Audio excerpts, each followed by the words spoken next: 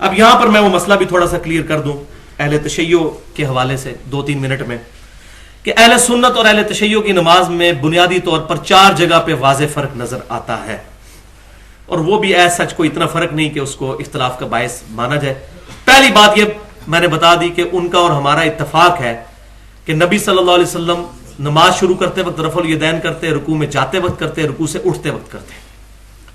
وہ سجدوں کے درمیان بھی کرتے ہیں، اور میں نے کہا تابعین سے ثابت ہے، نبی صلی اللہ علیہ وسلم اور صحابہ سے ثابت نہیں، ہم اس پہ بدعت کا فتویٰ نہیں لگاتے۔ ایک یہ فرق ہو گیا۔ دوسرا فرق ہے کہ وہ نماز ہاتھ چھوڑ کر پڑھتے ہیں، تو بھائیو ہم بھی ہاتھ چھوڑ کر نماز پڑھنے کے قائل ہیں، رکوع کے بعد ہم بھی ہاتھ چھوڑتے ہیں، یہ رکن ہم بھی ادا کرتے ہیں الحمدللہ، ایسا نہیں کہ یہ رکن کہ ہم قائل نہیں ہیں، لیکن وہ رکوع سے پہلے بھی ہاتھ چھوڑتے ہیں۔ اور اہل سنت کی کتابوں میں ایک صحابی ایسے ہیں جو بڑے قریبی ہیں خلفائے راشدین کے اور سیدنا ابو بکر صدیق رضی اللہ تعالیٰ عنہ کے نواسے ہیں، عبداللہ بن زبیر، ان سے صحیح سند کے ساتھ المصنف ابن ابی شیبہ میں پورا ایک چیپٹر ہے ان لوگوں کا بیان کہ جو ہاتھ چھوڑ کر نماز پڑھتے تھے۔ 3950 نمبر روایت ہے انٹرنیشنل نمبرنگ کے مطابق المصنف ابن ابی شیبہ میں۔ پہلے وہ لے کر آئے کہ جو ہاتھ باندھ کر نماز پڑھتے تھے، پھر اس کے بعد ہاتھ چھوڑ کر، تو اس میں ابن زبیر رضی اللہ تعالیٰ عنہ کا موجود ہے کہ وہ ہاتھ چھوڑ کر نماز پڑھا کرتے تھے۔ تو چونکہ یہ صحابی سے ثابت ہو گیا، لہٰذا ہم اس کو اب بدعت نہیں کہہ سکتے، صحابی پر بدعت کا فتویٰ نہیں لگ سکتا۔ تو ہم اگر کوئی بندہ قیام میں ہاتھ چھوڑ کر نماز پڑھتا ہے تو اس کو جائز سمجھتے ہیں، افضل نہیں سمجھتے۔ تو یہ ہاتھ چھوڑ کر اگر کوئی نماز پڑھتا ہے تو ہم اس پر بدعت کا فتویٰ نہیں لگاتے۔ اسی طریقے سے تیسرا فرق ہے کہ وہ لوگ ہم میں مشہور ہے کہ سلام نہیں پھیرتے، حالانکہ ایسی بات نہیں ہے، وہ سلام پھیرنے کے قائل ہیں، لیکن وہ کہتے ہیں بہتر ہے کہ سلام پھیرا جائے دائیں بائیں کر کے، اور اگر کوئی ادھر بیٹھے بیٹھے بھی سلام پھیر لے، وہ ہمارے ہاں بھی سنن ابن ماجہ میں ضعیف روایتیں ملتی ہیں کہ السلام علیکم رحمۃ اللہ، اس طرح اسلام پھیر لے، ضعیف ہے، ان کے ہاں روایت ہے کہ وہ کہتے ہیں ایسے بھی اسلام، لیکن افضل وہ بھی یہی کہتے ہیں کہ دائیں اور بائیں پھیرنا ہے۔ اور جو اس وقت سب سے بڑے مفتی اعظم ہیں ایران کے، جو آیت اللہ خامنائی صاحب،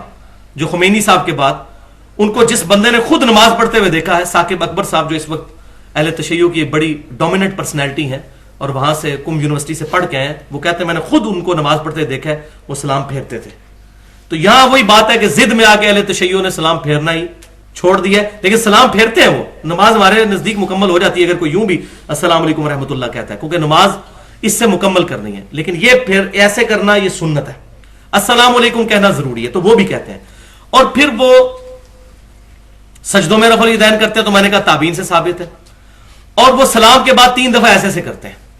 اور ہم سمجھتے ہیں نماز میں کر رہے ہیں، وہ نماز کے بعد کرتے ہیں، اللہ اکبر اللہ اکبر اللہ اکبر، تو وہ ہم بھی قائل ہیں۔ بخاری اور مسلم کی حدیث ہے کہ آپ صلی اللہ علیہ وسلم فرض نماز کے فوراً بعد اللہ اکبر بلند آواز سے پڑھتے تھے، یہ ان کے یہاں بھی روایت ملتی ہے، تو وہ 3 دفعہ پڑھتے ہیں اللہ اکبر اللہ اکبر اللہ، وہ نماز کا حصہ نہیں ہوتا، نماز کے بعد پڑھ رہے ہوتے ہیں۔ اب یہ آپ ان کی کتابیں پڑھیں، ان سے بیٹھیں گے تو پھر بات پتہ چلے گی، لہذا تقریباً میں سمجھتا ہوں کہ ایٹ لیسٹ جو حنبلی، شافعی، مالکی اور اہل حدیث سلفی، ان کی نماز اور اہل تشیع کی نماز ایک ہے، اور ساری کی ساری امت میں اکثریت کی نماز یہی ہے جو اہل تشیع اور اہل سنت میں الحمدللہ کامن ہے۔ آخری بات یہ سن کے جائیے، یہ بڑی امپورٹنٹ بات ہے، اور وہ ہے ٹکی کے اوپر سجدہ کرنا، یہ مٹی کی ٹکی رکھ کر۔ تو اس میں بھی بھائیو جذباتی ہونے کی ضرورت نہیں ہے، یہ بات بالکل حقیقت ہے کہ اہل سنت کے آپ محدثین کی کتابیں اٹھائیں، امام ترمذی نے پورا باب باندھا ہے چٹائی پر نماز پڑھنے کا جواز، اس سے ہی آپ ذرا اندازہ لگا لیں، چٹائی پہ نماز پڑھنے کا جواز کا مطلب ہے یہ جائز ہے، جیسے ننگے سر نماز پڑھنا جائز ہے، لیکن سر ڈھانپ کے پڑھنا افضل ہے۔ نبی صلی اللہ علیہ وسلم کا عمل نہیں تھا کہ آپ چٹائیوں یا قالینوں پر نماز پڑھتے تھے، حالانکہ اس وقت پاسبلٹی موجود تھی، آپ صلی اللہ علیہ وسلم لائیو زمین پر نماز پڑھا کرتے تھے۔ بخاری اور مسلم کی متفق علیہ حدیث ہے، آپ کو پتہ ہے وہ شب قدر والی، کہ آپ صلی اللہ علیہ وسلم نے فجر کی نماز کا سلام پھیرا تو اس رات بارش ہوئی تھی، تو صحابہ نے نبی صلی اللہ علیہ وسلم کے ماتھے پر کیچڑ کے نشان بھی دیکھے، تو آپ صلی اللہ علیہ وسلم لائیو زمین پر نماز پڑھا کرتے تھے، اور اس سنت پر اس وقت صرف اہل تشیع عمل کر رہے ہیں یا عرب میں عمل کیا جاتا ہے۔ الحمدللہ مجھے خوشی ہے، خانہ کعبہ شریف میں بہت سخت سردی ہو تو الگ بات، ورنہ لوگ ماربل پہ ڈائریکٹ نماز پڑھتے ہیں، اور وہ ماربل زمین کا حصہ ہی ہے، ماربل زمین میں سے نکلتا پتھر ہے۔ تو اہل تشیع کے ہاں یہ ہے کہ جو چیز ہم کھاتے ہیں یا پہنتے ہیں اس پر سجدہ نہیں ہوتا. مثلا اب یہ کپڑا پہنا جاتا ہے، اس کے اوپر سجدہ آپ نہیں کر سکتے. تو اس کے لیے انہوں نے مٹی کی ٹکی اس لیے رکھ لی. یہ انہوں نے مسئلہ اجتہادی کیا ہے، یہ ان کی غلطی جو اپنی جگہ میں اس کو پوائنٹ آؤٹ کرتا ہوں.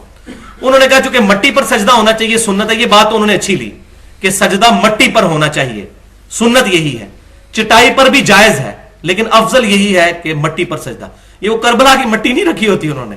وہ ان کے نزدیک وہ مٹی نہ ملے پھر وہ پتا جو ہے وہ سامنے رکھ لیتے ہیں، وہ بھی نہ ہو تو بعض کا اپنے ہاتھ پہ یوں سجدہ کر لیتے ہیں. تو یہ تمام کی تمام چیزیں افضلیت کے طور پر کرتے ہیں. لیکن اس میں میرا سٹانس یہ ہے کہ سجدہ صرف ماتھے نہ نہیں کرنا ہوتا، 7 اعضاء پہ سجدہ ہوتا ہے. پھر 7 ٹکیاں ہونی چاہیے، 2 پاؤں کے نیچے، 2 گھٹنوں کے نیچے، 2 ہاتھوں کے نیچے. کیونکہ سجدہ صرف ماتھا لگانے کا نام تو سجدہ نہیں ہے، سجدے کا پورا پروٹوکول ہے. یا تو کہیں کہ آپ ہاتھ پاؤں اٹھا لیں یوں، صرف ماتھا لگائیں تو یہ سجدہ ہے. تو انہوں نے یہ اجتہاد تو کیا، اور میں نے ان کے علماء سے پوچھا کہ یہ آپ کے ہاں کوئی روایت؟ کہتے ہیں روایت کوئی نہیں ہے. روایت یہ ہے کہ لائیو زمین پہ نماز پڑھی جائے یا چٹائی ہو، جیسے ایک کھجور کی چٹائی بنی ہوئی ہو، کسی زمانے میں ہماری مسجدوں میں بھی ہوتی تھی، اس پہ وہ بھی قائل ہے کہ وہ کھائی نہیں جاتی،